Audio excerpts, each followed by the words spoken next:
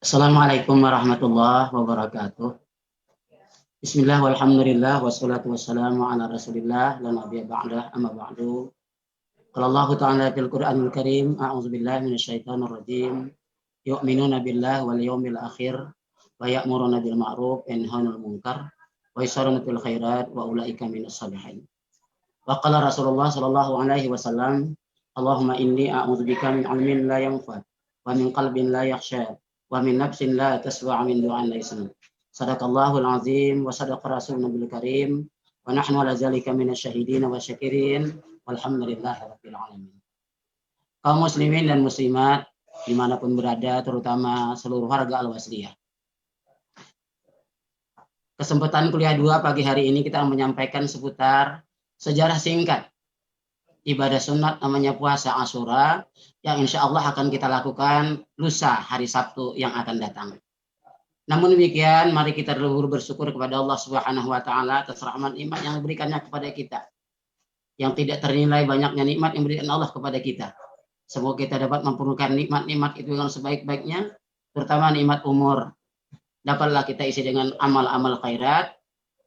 Karena Rasulullah SAW pernah mengajarkan kepada kita dalam sebuah doanya, wajil hayata ziyadatan lana fi kulli khair. Ya Allah, jadikanlah hidup kami ini untuk menambah kebaikan-kebaikan. Seiring itu pula salawat dan salam kita sampaikan kepada junjungan kita Nabi besar Muhammad sallallahu alaihi wasallam. Berharap kiranya kita mengucapkan salawat itu kita mendapat sahabat landak dari Rasulullah di hari kiamat dengan izin Allah Subhanahu wa taala. Kaum muslimin dan muslimat rahimakumullah. Membaca salawat kepada Rasulullah itu adalah satu sarana alat kita mendapatkan syafaat nanti dari Rasulullah di hari kiamat. Namun ada seorang ulama bernama Muhammad Idris Al-Marbawi mengatakan kepada kita, Muhammad Idris Al-Marbawi kan dalam kajian kita di Al-Wasliyah, ada kamus besarnya namanya Kamus Al-Marbawi. Tapi dalam karangan beliau, namanya Bahrul Mazi, buku hadis. Bahrul Mazi itu artinya lautan madu. Kata beliau, Muhammad Idris Al-Marbawi ini mengatakan, membaca salawat di samping kita berharap mendapatkan syafaat Rasulullah di hari kiamat, tapi juga manfaatnya ada di dalam dunia. Kata beliau, paling tidak diantaranya, yang pertama, kita ucapkan salawat Allahumma sholli ala Muhammad, salawat itu katanya bisa menolak bala. Yang kedua, bisa menjauhkan susah hati. Yang ketiga, bisa meluaskan rezeki. Dan yang keempat, bisa menghapuskan kesalahan-kesalahan kita. Kenapa bisa hapus kesalahan kita? Karena membaca salawat kepada Rasulullah adalah bahagian daripada ibadah kepada Allah Subhanahu wa taala. Bahkan kaum muslimin dan muslimat, saya masih teringat kepada guru saya, ulama kita almarhum Haji Jalaluddin Abdul Muthalib MA. Barangkali kita mengenal semua. Semoga almarhum di lapangan dalam kuburnya.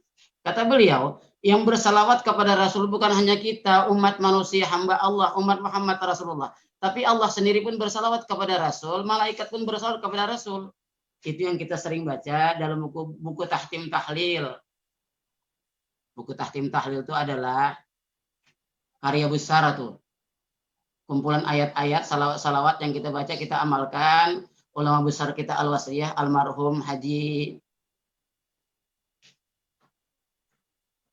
Syekh masuk kami almarhum Syekh Hasan Maksum yang sekarang kita baca di dalam buku Tahtim Tahlil itu ada innallaha malaikatahu yusholluna 'alan nabiy ya ayyuhallazina amanu shallu 'alaihi wasallimu taslima.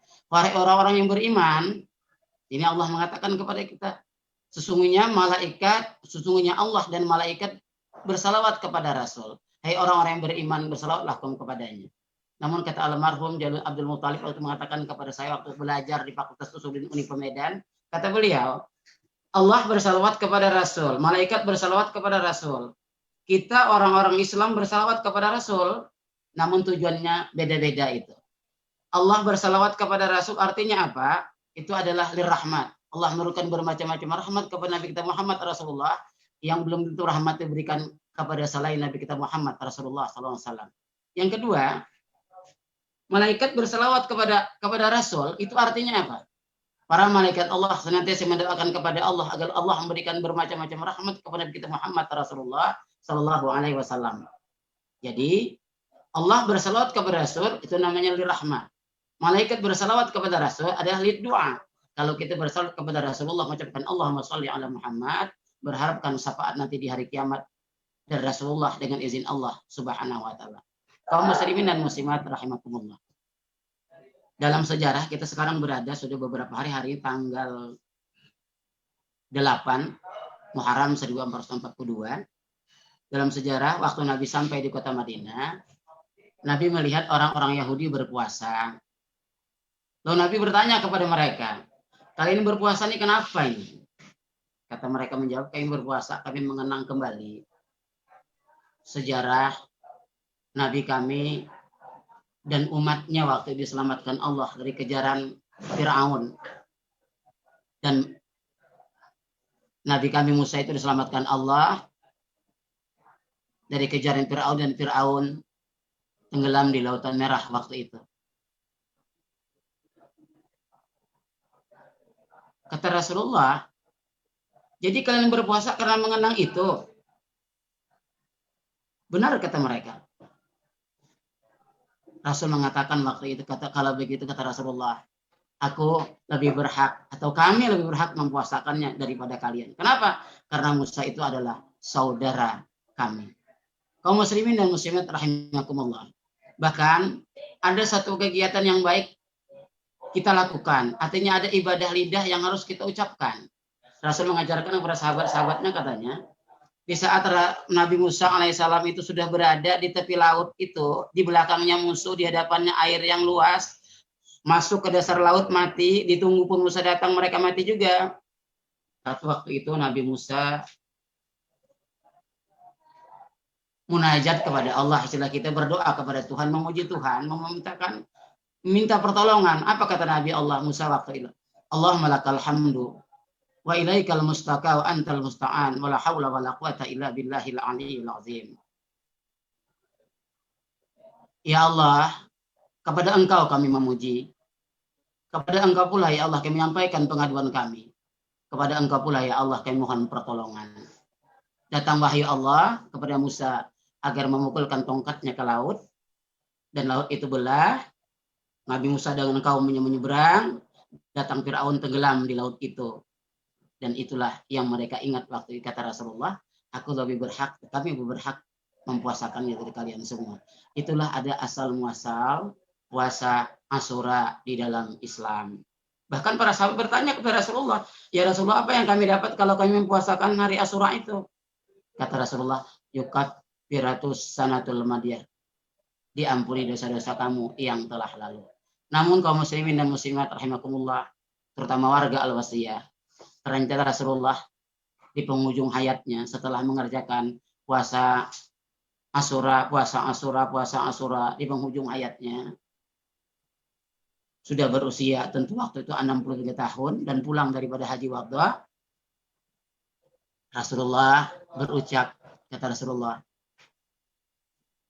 tahun depan kalau saya panjang umur, saya tidak hanya mempuasakan hari Asyuranya, tapi saya akan puasakan pula tanggal 9-nya. Biar jangan pas kali atau serupa kali dengan orang-orang Yahudi nanti. Itulah ucapan Rasulullah di penghujung hidupnya. Kata Rasulullah, la in baqitu ila qabilin la asnatasi. Kalau aku panjang umur sampai tahun depan, maksudnya bulan Muharram, ketemu Pak Asyura, aku tidak mempuasakan tanggal 10 saja, tapi aku akan mempuasakan tanggal 9-nya. Kaum muslimin dan muslimat rahimakumullah, maka oleh ulama-ulama dikatakan kepada kita, walaupun dalam sejarah waktu Nabi berucap itu adalah bulan Muharram, Safar masih hidup, 12 Rabiul Awal pada tahun itu Rasul pun rapat, Rasul belum sempat melakukan ibadah puasa Taswa itu. Tapi ulama mengatakan kepada kita umatnya sunat melakukannya, itu yang disebut namanya sunnah hamiyah, sunnah cita-cita Rasulullah Shallallahu Alaihi Wasallam. Kaum muslimin dan muslimat rahimakumullah, semoga Allah memberikan usia kita panjang umur, ketemu dengan hari Taswa besok hari dan Asyura hari Sabtunya, dan diberikan Allah kepada kita kekuatan untuk dapat melakukannya, sehingga kita dapat melakukan ibadah-ibadah sunat, terutama puasa Tasu'a dan puasa Asyura. Karena Allah mengatakan kepada kita lewat sebuah hadis qudsi, Katanya apa? Tidak mendekatkan diri seorang hamba itu kepadaku yang lebih kusukai, kata Allah, kecuali bila dia melakukan apa yang kufardukan kepadanya. Dan bila hambaku itu mendekatkan diri kepadaku dengan melakukan ibadah-ibadah yang kusunatkan kepadanya, yang hukum-hukumnya sunat, maka aku akan mencintainya. Kata Allah lewat hadits qudsi itu, kalau Allah sudah mencintai seorang hamba, maka ada dua hal yang tidak didapat oleh hamba-hamba yang tidak dicintainya. Pertama, bila hamba yang dicintai itu meminta kepada Allah, Allah akan perkenankan permintaannya. Kalau dia meminta perlindungan, Allah akan melindunginya. Mudah-mudahan kuliah 2 yang singkat ini ada manfaatnya buat kita bersama. Terima kasih tentu segala perhatian. Mohon maaf tentu segala kekurangan kepada Allah dan ampun. Wabillahi taufiq hidayah. Wassalamualaikum warahmatullahi wabarakatuh. Banyak salah-salahnya itu.